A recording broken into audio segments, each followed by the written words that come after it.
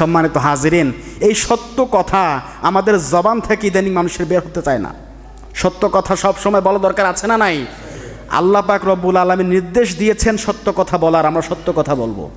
আপনি সদা সর্বদা সত্য কথা বলবেন, বিপদে পড়বেন, মুসিবতে পড়বেন, যত বড়ই সমস্যা হোক না কেন, আপনার দৌড় যেখানে শেষ, আপনার ক্ষমতা, আপনার পাওয়ার, আপনার চেষ্টা যেখানে শেষ, আল্লাহ পাকের রহমত সেইখান থেকেই শুরু। বলি সুবহানাল্লাহ।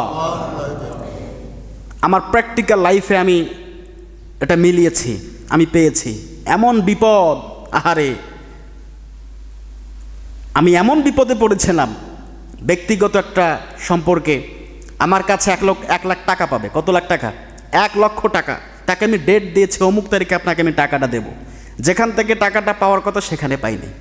সে আমার সঙ্গে 2 নাম্বারই করেছে, চিটিং করেছে, আমাকে বিপদে ফেলে দিয়েছে। তাৎক্ষণিক আমি একদম হতাশ হয়ে যাচ্ছিলাম। কি করব এখন? যদি না দিতে পারি সব শেষ হয়ে যাবে, সম্পর্ক নষ্ট হয়ে যাবে, আমাকে সে 2 নাম্বার ভাববে, আমাকে চিটিংবাজ ভাববে, ঠিক কিনা বলেন? কারণ সেই টাকাটার উপর ভিত্তি করে সে আবার আর একটা কাজে জড়িত হবে। এত বড় একটা সমস্যায় পড়লাম।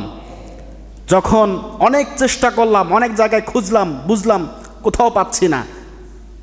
যে লোকের কাছে বছরকে বছর আমার টাকা পড়ে আছে, সেই লোক ওই দিন আমাকে ফোন দিয়ে বলে, ভাই আসেন, আপনার টাকা 1 লাখ আছে, 50,000 আছে, নিয়ে যান। সুবহানাল্লাহ বলবেন না? এই যে আমি তাৎক্ষণিক চিন্তা করেছি, আমি সত্য কথা বলেছিলাম, ন্যায়ের পথে ছিলাম, কোন দিক দিয়ে আমাকে টাকাটা আল্লাহ পাক দিল, এটা সে দেয় নাই। আমি মনে করি এটা আল্লাহ পাক রহমত দিয়ে আমাকে উদ্ধার করেছেন। বলি সুবহানাল্লাহ। এই সত্য কথা বলার দরকার আছে না নাই? সদা সর্বদা আমরা সত্য কথা বলবো। যদি সিয়াম রাখার পরেও আমাদের মুখ থেকে সত্য কথা উচ্চারণ না হয়, ওই সিয়াম, ওই রোজা আমাদের কোনো কাজে আসবে না।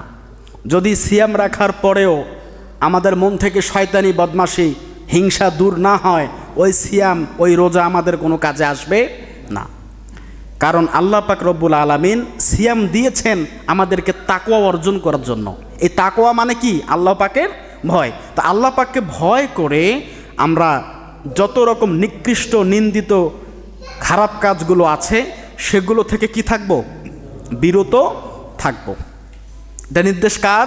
আল্লাহর। সম্মানিত হাজিরিন, আজকে একটু আলোচনা করার দরকার আছে, কারণ আমাদের অনেক ভুল হয়। যখন কোনো সমাজে, কোনো পরিবারে বা কোনো রাষ্ট্রে অবিচার, অন্যায় হয়, এটার দায়ভার সম্পূর্ণ সেই রাষ্ট্র বা সেই পরিবার বা এই সমাজের নেতার উপরে এসে প্রভাব ফেলে। এই সমাজে যদি কোনো অবিচার হয়, অন্যায় হয়, দুর্নীতি হয়, আমি মনে করি এর সম্পূর্ণ দায়ভার আমার উপরই আসার কথা, ঠিক কি না? কারণ আমি পরিচালনা করতে পারছি না বিধায় আমার উপরেই এর ভার আসবে। আমি পরিচালনা করতে পারছি না বিধায় মানুষ এই কাজগুলো করছে।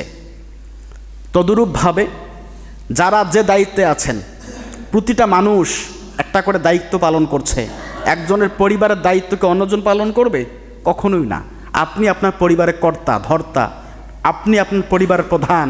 আপনার নির্দেশেই আপনার মা বাবা, আপনার ছেলে মেয়ে, আপনার ভাই বোন সবাই আপনার নির্দেশ পালন করে। এই মানুষগুলোকে আপনাকে চালাতে হবে। অনেক সময় দেখা যায় সন্তানরা রোজা রাখতে চায়, ছেলেমেয়েরা আছে না, এই যে 10 বছর, 11, 12 বছর বা 7-8 বছরের ছেলেমেয়েরা রোজা রাখতে চায়, মা বাবা তাদেরকে রোজা রাখতে দেয় না। কি করতে দেয় না? রাখতে দেয় না। শরীর খারাপ হয়ে যাবে, এমনিতেই হালকা চেহারা তোর, আবার রোজা রাখবি?